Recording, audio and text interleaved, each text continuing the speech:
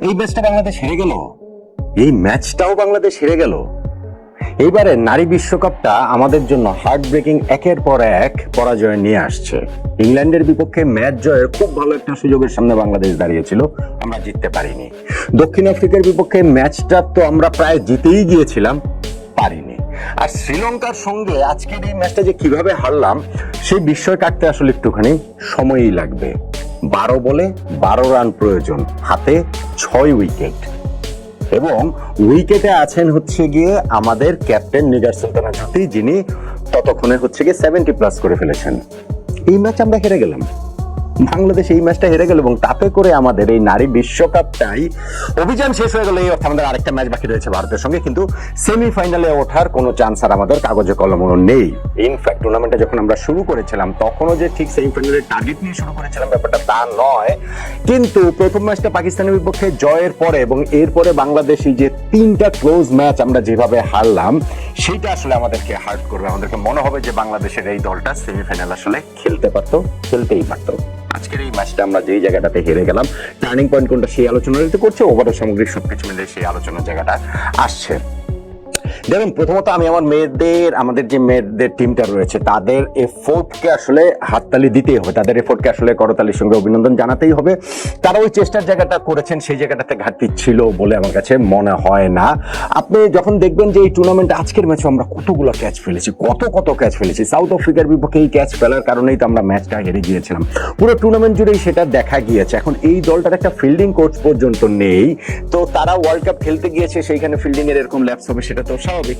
আমাদের cricket board বড় বড় কথা বলেন, কিন্তু তারা এই মেয়েদের জন্য ওয়ার্ল্ড কাপের আগের 5 মাসে কোনো ম্যাচ আয়োজন, একটা সিরিজ, একটা ম্যাচ খেলার আয়োজন করতে পারেননি। সো এই মেয়েরা তারপরে গিয়ে মাঠে যে ফাইটটা শো করেছে, সেইটাকে আসলে অভিনন্দন না জানানোর কি কোনো উপায় রয়েছে? আমাকে বলেন তো দেখি। এত কিছু বলা সত্ত্বেও আমি আসলে মেয়েরা আজকে যেভাবে হেরে গেল সেই হারটাকে জাস্টিফাই করছি না। এই ম্যাচ হারা উচিত হয়নি, এই ম্যাচ হারাটা কোনোভাবেই উচিত হয়নি। আমি যেটা বলছিলাম 12 বলে 12 রান প্রয়োজন, ওই সময় ওই 49 নম্বর ওভারটা থেকে এলো মাত্র 3 রান, এবং আমরা ওই জায়গায় ঋতুমনির উইকেটটা হারালাম। ম্যাচ শেষে আমি আমাদের ক্যাপ্টেন নিগার সুলতানা জ্যোতি, তিনি পোস্ট ম্যাচ প্রেজেন্টেশনে যে কথা বলছিলেন যে আমরা 49 নম্বরে ওভারেই ম্যাচটা হেরে গেছি, তিনি বলছেন সেটা টার্নিং পয়েন্ট। কেননা তিনি ওই সময় তার পার্টনারের সঙ্গে কথা বলছিলেন যে আমরা এই ওভারটা থেকে আমাদের রান নিতে হবে, আমাদের এগিয়ে যেতে হবে, 12 বলে 12 রান প্রয়োজন, বাউন্ডারি হিট করতে হবে, তুমি বাউন্ডারি মারো, তা না হলে আমাকে ব্যাটিং স্ট্রাইক দিলে আমি বাউন্ডারি মারতে পারি। কিন্তু ওইটার কোনোটাই আসলে হয়নি। ওভারটা থেকে আমরা মাত্র 3 রান পেয়েছি, এবং ঋতুমনির উইকেটটা আমরা হারিয়ে ফেলেছি। ইনফ্যাক্ট লাস্ট বলটাতে রাবেয়া, তিনি যখন স্ট্রাইকে এসেছেন, মানে তোর আউটের পরে ফিফথ বলটাতে রান নিতে পারলেন না, লাস্ট বলটাতে ওই একটা রান যে কেন নিলেন, স্ট্রাইকটা কেন যদি লাস্ট ওভারে নিজের কাছে রাখলেন না, সেটা আমার কাছে একটা মানে একটা প্রশ্নবোধক চিহ্ন। এবং ওই জায়গাটা তো কে ম্যাচটা আমরা হেরেছি কিনা, দেখুন ওই রানটা হওয়ার কারণে যেটা হয়েছে, জ্যোতি স্ট্রাইকে নেই, তিনি 77 রান করে ফেলেছেন ততক্ষণে। আর ওই সময় নতুন নেমেছেন যে রাবেয়া, তিনি হচ্ছে গিয়ে লাস্ট ওভার স্ট্রাইক নেবেন। তো ওই অবস্থাতে শেষ ওভারে জ্যোতি স্ট্রাইকে থেকে 10 রান প্রয়োজন, আর জ্যোতি নন স্ট্রাইকিং এন্ডে থেকে 9 রান প্রয়োজন। পার্থক্য আসলে কোথায়? আমার কাছে মনে হয় যে 10 রান প্রয়োজন হলো জ্যোতি স্ট্রাইকে থাকলে সেই চান্সটা আমাদের ছিল। আর লাস্ট ওভারের পরে আমরা যেটা দেখলাম, সেটা আসলে মোটামুটি আর কি আমাদের সকল কিছুকেই হার মানিয়ে গেছে। যে প্রথম 4 বলে আমরা 4টা উইকেট হারিয়ে ফেললাম। রাবেয়া তিনি এলবিডব্লিউ হয়ে গেলাম 78 বলটাতে।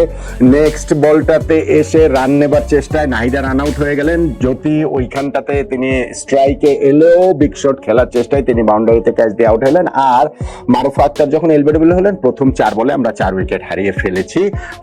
শেষ ওভারে 9 রানের ওই ইকুয়েশনটা আমরা মেলাতে পারিনি। শারমিন যিনি নেমেছিলেন আবার মাঠে ক্রাইম করার পরে, তিনি ওই জায়গাটাতে লাস্ট বল স্ট্রাইক পেয়েও, আর ওইটাতে কি ততক্ষণে 8 রান প্রয়োজন, ব্যাটে বলই করতে পারিনি। ইনফ্যাক্ট আমরা 7 রানে এই ম্যাচটা হেরে গিয়েছি, অথচ আমাদের হারের কথা ছিল না। আমাদের এইখানটাতে আমি বলছিলাম যে শুরুতে আমাদের 44 রানে 3 উইকেট পড়ে গেলেও শারমিন এবং জ্যোতির যে পার্টনারশিপ, সেই পার্টনারশিপটা আমাদেরকে ম্যাচে নিয়ে এসেছিল এবং ম্যাচের কন্ট্রোলে নিয়ে এসেছিল। আমাদের 30 ওভার শেষে ওই 3 উইকেট হারিয়ে আমরা 100 রানে পৌঁছে গেছিলাম। শেষ 20 ওভারে আরো 103 রান করতে হবে, মানে শ্রীলঙ্কা 202 রান করেছে। এবং এই দুইজন যে কনফিডেন্ট ব্যাটিং করছিলেন সেটা আসলে সম্ভব মনে হচ্ছিল, কিন্তু 64 রান করার পরে শারমিনের ক্র্যাম্প করে এবং তার সেই জন্য তিনি মাঠ থেকে উঠে যেতে বাধ্য হন।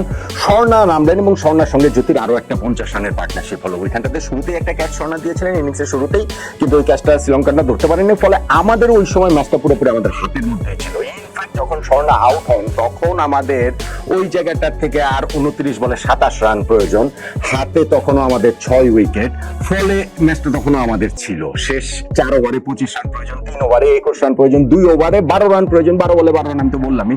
সেখান থেকে আমরা ম্যাচটা জিততে পারিনি। ইনফ্যাক্ট নিগার সুলতানা জ্যোতি যিনি 98 বলে 77 রানের একটা দুর্দান্ত ইনিংস খেলেছেন, তিনিও নিশ্চিতভাবে ম্যাচটা ফিনিশ না করে বোলিং ইনিংসেও কিন্তু বাংলাদেশে একটা কামব্যাক হয়েছিল। ইনফ্যাক্ট আমরা প্রথম বলটাতেই মারুফা তিনি হচ্ছে একটা এলবিডব্লিউ করে দিয়েছিলেন, ডিআরএস নিয়েও এলবিডব্লিউটা আমরা পেয়ে গিয়েছি, উইকেট পেয়ে গিয়েছি। তারপরে শ্রীলঙ্কানদের প্রোগ্রেস ভালো হয়েছে এবং তারা ইনফ্যাক্ট 32 নম্বর ওভারে গিয়ে তারা 174 4 উইকেটে পৌঁছে যায়। সেইখান থেকে ধরেন 240 50 হয়ে যেতে পারতো। বাংলাদেশ ওই জায়গাটাতে একটা ম্যাসিভ কামব্যাক করে এবং 28 রানে ওদের শেষ 6টা উইকেট আমরা তুলে নিই, 202 রানে ওদেরকে অল আউট করে দেয়। স্বর্ণা এই জায়গাটাতে লিডিং রোলটা প্লে করেছেন, তিনি 10 ওভার বোলিং করে 27 রান দিয়েছেন, 4টা ওভার মেডেন নিয়েছেন এবং 3টা গুরুত্বপূর্ণ উইকেট নিয়েছেন। কিন্তু এই যে কামব্যাকটা, সেই কামব্যাকটা শেষে গিয়ে আসলে ব্যর্থ হয়ে গেল আমাদের ব্যাটিং এর শেষ দিকের ব্যর্থতায়। টার্নিং পয়েন্ট যদি বলেন তাহলে আপনি বলতেই পারেন যে আমাদের ক্যাপ্টেন জ্যোতি যেটা বলেছেন 49 নম্বরের যে ওভারটা থেকে আমরা 3টা মাত্র রান নিলাম, আর লাস্ট ওভারে প্রথম 4 বলে 4টা উইকেট হারানো, সেটা তো রয়েছেই। লাস্ট ওভারে 9 রান নেওয়াটা কি একেবারে অসম্ভব ছিল বিষয়টা? সেটা না। আমি আসলে এই সবগুলোর মিক্সচারটাকে টার্নিং পয়েন্ট বলবো, যে সেকেন্ড লাস্ট ওভারটাতে 3 রান নেওয়া প্লাস এই লাস্ট বলটাতে একটা রান নিয়ে জ্যোতির নিজের কাছে স্ট্রাইকটা না রাখা এবং অবভিয়াসলি শেষ ওভারে প্রথম 4 বলে 4টা উইকেট হারানো।